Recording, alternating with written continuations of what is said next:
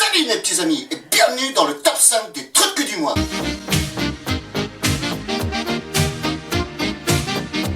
Sans plus attendre, découvrons le classement du mois de février. Numéro 5, Gérard Longuet. Ok, l'extrait qui suit date de fin 2015. C'est tellement une pépite que je me dois de vous la montrer. C'est mon devoir de chasseur de trous de cul. Ce qui compte le plus, c'est la motivation professionnelle.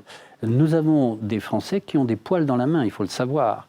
C'est-à-dire que c'est trop dur, c'est trop loin, c'est pas ce que je veux. Vous comprenez, moi j'étais formé pour faire du théâtre et on me propose de faire du commercial. Ben non. Alors les intermittents, on n'en branle pas une. Alors ça, pour aller danser en tutu, faire du pipeau à coulisses, se déguiser en arbre. Alors ça, il y a du monde, hein. Va falloir se sortir les doigts du derche les feignasses, hein, parce que Tonton Longuet va vous raser le poil de la main et vous remettre au boulot, hein, et au vrai. Parce que Tonton Longuet, lui, il a un vrai travail, hein. C'est élu. Comment? C'est l'élu.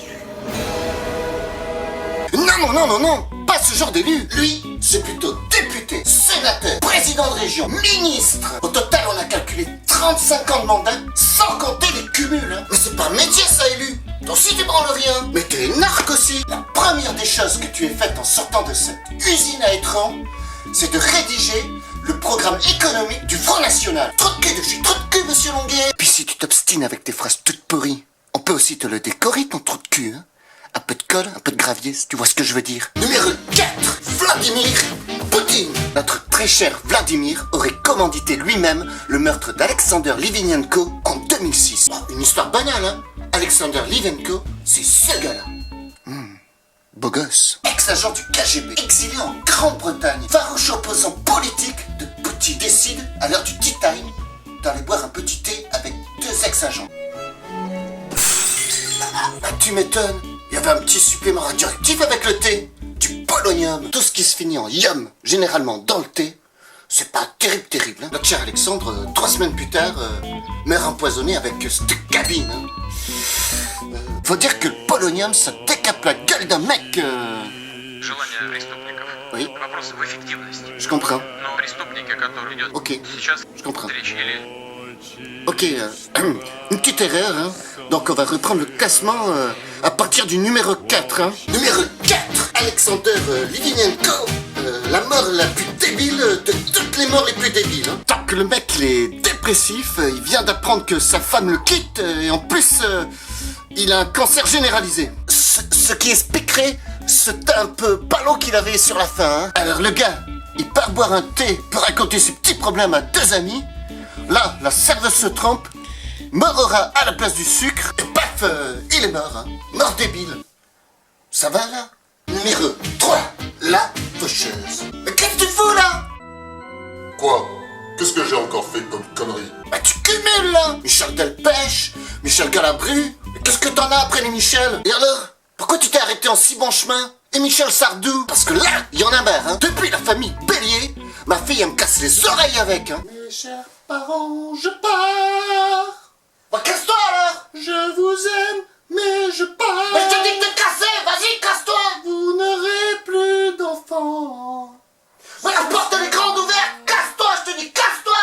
Après, tu t'es lâché, hein. Lemmy, de Motorhead, David Bowie, mais ça va pas ou quoi? En même temps, il ne suçait pas des glaçons, tes potes aussi. La prochaine fois, demande-moi, hein, parce que moi j'en ai 5 par mois à faire péter, hein. Parlant de liste, pourrais pas me montrer la tienne par hasard? J'ai eu quelques petits soucis récemment avec des copains russes. Je voudrais voir si j'y suis pas dessus, hein. Numéro 2, David et Gaël Rougemont, père et fils. Le 23 janvier dernier, à Calais, une manifestation pro-migrants dégénère. Le cortège passe devant la petite bicoque de la famille Rougemont. Pim pam poum, ça s'insulte, ça s'envoie du pneu de bicyclette dans la gueule, ça se bouscule, un peu d'animation quoi. Avant de s'attarder sur le cas du fils, un petit zoom sur Papa David. En fait, Papa est un Chippendales. Dès qu'il est agressé, il se dessape, il peut pas faire autrement.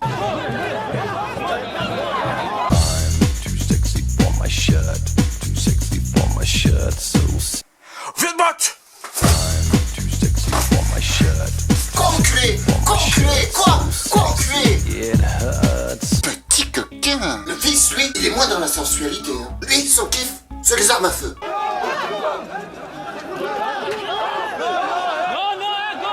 Bah ouais quoi, faut pas pas l'énerver le Gaël, hein.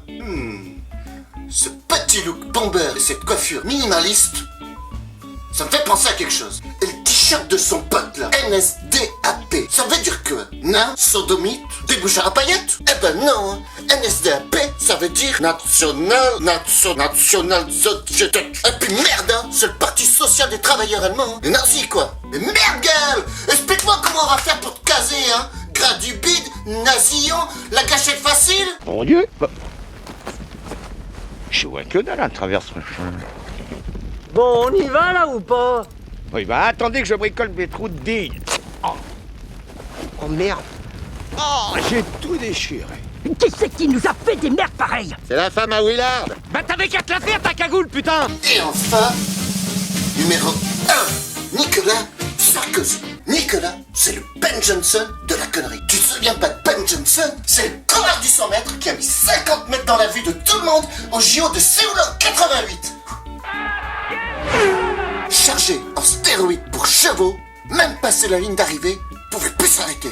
Sarko, il dit tellement de grosses conneries que le CCCTC, le comité central du classement des trous de cul, dont je suis le président, mais aussi l'unique membre, commence à avoir des doutes de dopage au sein du classement des trous de cul. Le mec, il est forcément dopé pour dire ce genre de conneries, hein. Parce que si nous acceptions le paquet de cigarettes neutre, dans 6 mois, on vous proposera la bouteille de vin neutre.